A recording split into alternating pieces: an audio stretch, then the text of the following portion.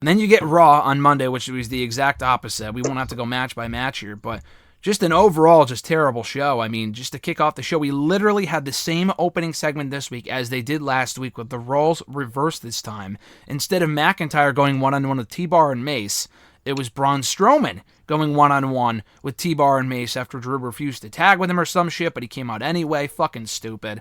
They did the tag team match, T-Bar and Mace winning by DQ, or countout rather, beating Strowman and McIntyre. This entire thing a waste of time, but what's worth noting about this was that after last week, Mace and T-Bar got unmasked. We talked about it. I asked you if they would be damaged goods. You said yes. I said no. So they come out this week, no masks, but they're still wearing the stupid face paint. Someone had said it was the same face paint they were wearing during Retribution. I don't know if that's true or not, but the face paint is dumb. They're still doing the dumb accents. The gear is different. Dijakovic is wearing trunks now. But God, the face paint is fucking death. I just could not look at that and think of anything other than the Ascension. Yeah, I mean, I immediately tweeted out, I said, what's this, the ripoff of LOD or the Ascension? It was awful. It's not the same either, because I feel like Dijakovic, when he had his mask, it was like around his eyes. This one was more like lines on his forehead and his face. I just don't get it. Oh my goodness.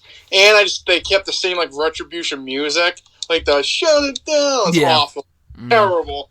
And I don't know. I figured like hopefully once they got the mask taken off, they would just go back to their original names and kind of get rid of the goofy face paint, the mask, and the whole thing. But like you said, they're still talking in the accents. They look not the same, still pretty similar.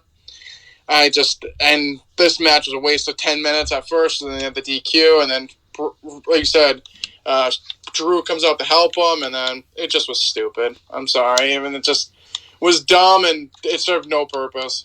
And then, aside from building to the tag team match in the main event, which again, no one was really left looking forward to, but if that wasn't bad enough, we then got a worse segment with Miz TV. It was Miz, Morrison, Elias, Jackson Riker, all singing, doing some dumb shit, only to be interrupted by Damian Priest and the New Day. I love Damian Priest, I enjoy the New Day, but their act is so stale and cold by this point, I don't really know how anyone can really bring themselves to care.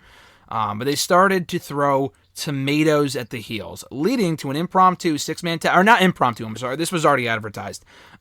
Immediately, segued into the six-man tag team match that saw Damian Priest and New Day beat Elias, Riker, and Miz in six-man tag team action. I mean, this was just horrid.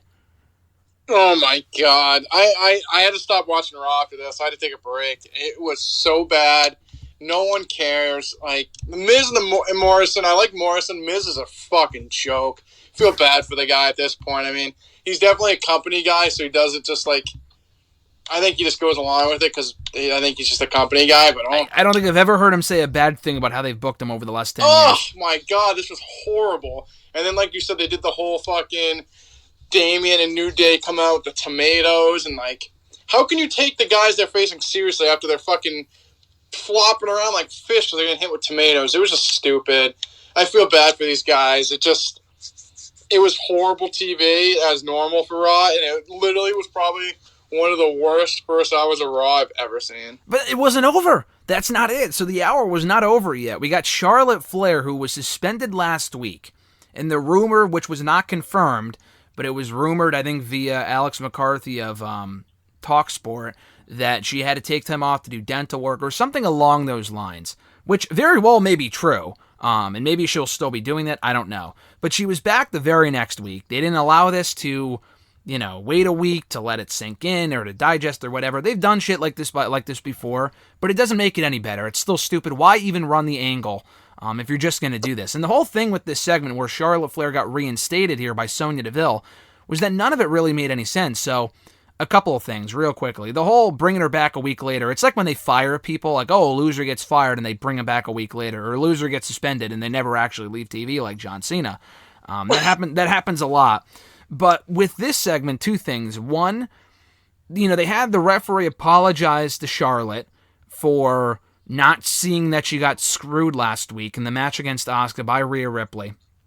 And I was thinking, they did that to make Charlotte look like a heel, whatever. And then I thought, because they actually said here, they made it the point to say that that same referee would be refereeing her match later on in the show against Mandy Rose. Now, unless I missed something here, that never came back into play. It wasn't like the Triple H Earl Hebner story from 20 years ago when they did that exact same thing where Earl screwed Triple H out of the win. Now, that was intentional, and then Triple H beat him up and whatever, and they fired him in storyline, and I'm sure he was back the next week. But, they had him come back out for her match later on, and they never acknowledged it again. So it was just a pointless segment where the referee was left looking like an idiot. And then not only that, but Sonya Deville was the one to reinstate Charlotte. It wasn't even Adam Pearce. Now, I thought Sonya was SmackDown exclusive. I thought she was only the assistant to Pearce on SmackDown, because she's been in the picture now for a few months. I don't think I've ever seen her on Raw. It's only been on SmackDown. So for her to come out here, and it's been said before that she's the assistant to the SmackDown GM. She's the assistant, not to the GM, to the SmackDown official, Adam Pearce, whatever, the WWE official. So why is she allowed to overrule him, and then Adam Pearce can't do anything about it? That's the part that doesn't make any sense to me. It was just incredibly stupid. I thought this entire segment was just awful, too. Yeah, it makes no sense. Like you said, she's always been, his assistant, even though we really don't know why he's, GM. They never really, kind of tied up those loose ends. They're just WWE official. What? The whole thing with the whole WWE official is stupid because they've never really tied gave us, they never, it's not like Vince said, he's going to be the head official and what he says goes on TV or something like that. They just one random week he popped up and they're like, WWE official, Adam Pearce. I like Adam Pearce, but they just make him look like a fucking loser. He's like the loser GM that has no power. If now Sonya's going to come in and just overrule him, and like you said, he could have easily just been no, but then he just kind of took it. I don't know. It just made no sense. It just added on to just a horrible Raw, classically. I mean, this Raw was not good, but the worst part was easily that first hour. It's not even close. This was one of the worst first hours in Raw history, which, again, is saying a lot considering the state of Raw in the last year. But, I mean, this shit just keeps getting worse. It's like the lows keep getting lower. It was a tough episode to watch. I mean, I think there's some stuff later on that was a little bit better, but that first hour just left a really bad taste in my mouth.